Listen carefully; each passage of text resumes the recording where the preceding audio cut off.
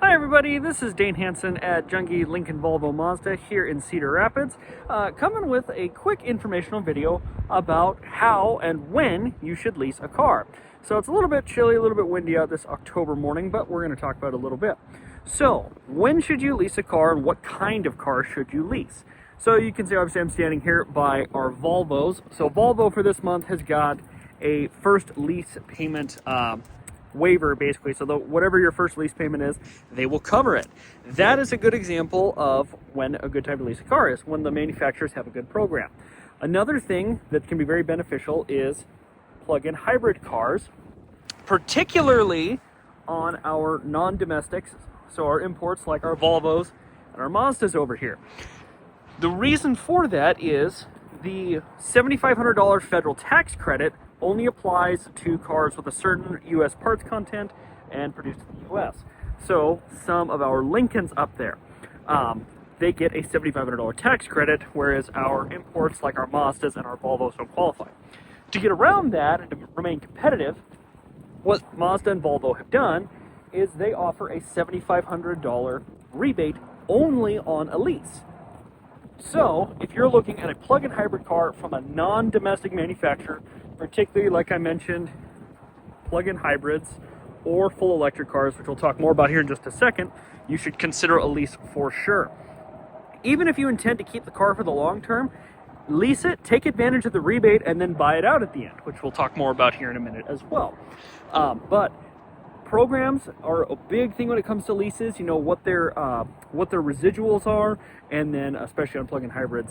Another good time to lease is, you can see this is a 2024, and there are 2025 model years out, like this gray CX-5 right here. So if you lease a 2024, you actually are almost, or previous model year, you're almost always guaranteed a low mileage ad when you go to trade it back in, because you've got 3 years worth of miles on a 4-year-old car, because it goes by model year. Things like that can help you. Those are all good cases or good times to lease a car. Now, there are some other little bit more specific times or situations to lease a car. A big one, like I mentioned, or like I alluded to earlier, is electric cars, like this blue Volvo we're going to walk over to and look at over here.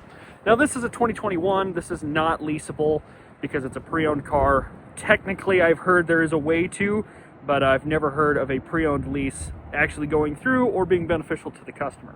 But if you are looking at an electric car of any sort, especially or when you're looking at a brand new one, I would encourage you to lease. Now, why do I say that? Well, the sweet spot for a lease is normally 36 months, and electric cars are changing very quickly, much faster than their gasoline and even their plug-in hybrid counterparts. Electric cars are constantly getting updated, new models are coming out, ranges are getting better, and just overall changing. So that means a couple of things. The example we often give here at my dealership is this Volvo right here, this XC40 Recharge, has about 223 miles of combined range, all-wheel drive, super nice car. Let's say we leased a car like this today, so we leased a 2024 or 2025. By 2028, they may have this same car with a 300-mile range, or maybe even more than that, which would significantly hurt the resale value on the used front. So with a lease, you're protected. The easy way to think of a lease is you're buying that much of the car. You're paying for that percentage of the car. Saves you money on taxes and that kind of thing as well. Whereas, for example, let's say I financed this car when it was new and I bought it for 72 months, even if I got a good interest rate, and 3 years down the road, like I mentioned, the range gets way better. And my car goes from being worth, we'll make up numbers, say it was a $60,000 car new, say it was worth 40, the new model comes out, and all the demand switches to that, or there's a bunch of these traded in for the new ones. Now all of a sudden my $40,000 car is worth 30, but I still owe money on it. With a lease, you're protected from that. At the end of the lease, basically, let's say, obviously, we'll use round figures again here. Say this was a $60,000 car new. Volvo says it'll be worth 35 at the end. Let's say the market goes up and the car's worth 40. We have a shortage or something. Now you can pocket that difference. You can buy it out and then sell it and pocket the $5,000 positive equity. You could trade it in towards something new. or towards another lease and have $5,000 positive equity. But now let's say it goes the other way. Say Volvo says it's worth 35 and it's really only worth 30. Well, normally if you would finance this car, you're still on the hook for 35. And you still, are responsible for the rest of the car, even if it's gone down in value, and you're have some negative equity. With a lease, at the end of the lease term, we would do an equity evaluation, tell you that, and you just give it back to Volvo. It's their car. You walk away hands-free, go into something different. You could look, at leasing another model. You could look at purchasing one, switch to a used car maybe even. But it gives you a lot of flexibility. So leases really are about positioning yourself in a favorable way, as opposed to payments. Sometimes they can be beneficial for payments as well. But those are good times to lease a car. Now, some other things that help, because we're talking a lot about electric cars, and I know those aren't for everybody. Let's come up here, back to our Mazdas. So Mazda has got a really good reliability reputation because they're fabulous cars.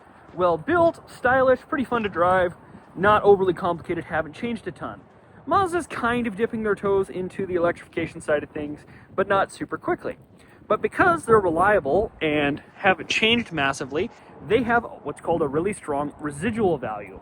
So residual value is generally assigned as a percentage. It's the amount that the manufacturer says their car will depreciate over the lease term. Now, there are different things that can give cars higher residual values or lower residual values. Depends and varies month to month. But as a general rule, our Mazdas have had really good residuals. That can make the payment more affordable because you're leasing a lower percentage of the car, paying for less depreciation, and keeps you with the newer technology. And again, you're of course under full factory warranty. That's something to keep in mind with all leases, is you pretty much keeps you under warranty, so you're not paying for out-of-pocket repairs. So cars with a strong residual value can be smart to lease, especially if you're not 100% sure. Let's say, for example, we'll use one of my other brands. Let's say you've been a Lincoln customer for, years and years, but you want to try something a little bit new. One of your coworkers or your family member tells you, try a Mazda. And you're like, okay, you test drive it with us and you like it, but you're like, I don't know if I want to keep this, for the next 5, 6, 7 years, something like that. So lease it, have your strong residual value, save yourself some money. And let's say 3 years rolls by and you get to the end and you're like, you know what? I love this car. I'm going to keep it. Buy it out and then just keep driving it like you were. Now let's say you get to the end of your lease and you're like, man, the CX-5 was great, but I really miss the size. I want to go to a CX-70 or a CX-90. Now normally you would need to have us come check your car out and see if you have positive equity or negative equity. With a lease, at the end of the lease, you're protected one way or the other. Your worst case scenario, and I hate to even call it that, is that you walk away hands-free and then you just hop to the new one. Usually you'll get some Mazda loyalty as well, which is kind of cool. And this is true for our other manufacturers as well. You can do the exact same thing I'm talking about on Mazda, with Volvo, or with Lincoln. All good things to keep in mind. So that's kind of my perspective on when you should lease a car. It insulates you from some volatility.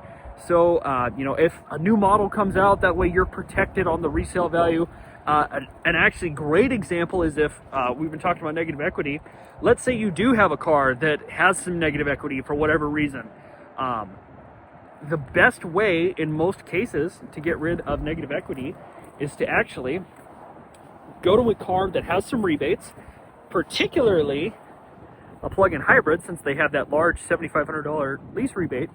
Lease it, so use the rebate to cover some of your negative equity, and then roll the rest into the lease. Make your payments for however long the lease is, or however long terms you decide, and then at the end of the lease, walk away, and now you're above board again. You're no longer having negative equity, and you don't get caught in this trap of rolling negative equity from one car to the next, and then to the next, and then eventually you just end up with a snowball. You can bury the hatchet, in this lease and walk away hands-free, set yourself up favorably. Let me know what you guys think about videos like this. It's a little bit chilly, so I might do some more videos in cars, but like and subscribe if this is helpful. I want to see if I can help as many people as I can out and explain some of the little more technical things in the car world. Dane Hansen, Junkie Lincoln Volvo Mazda, thank you for your time.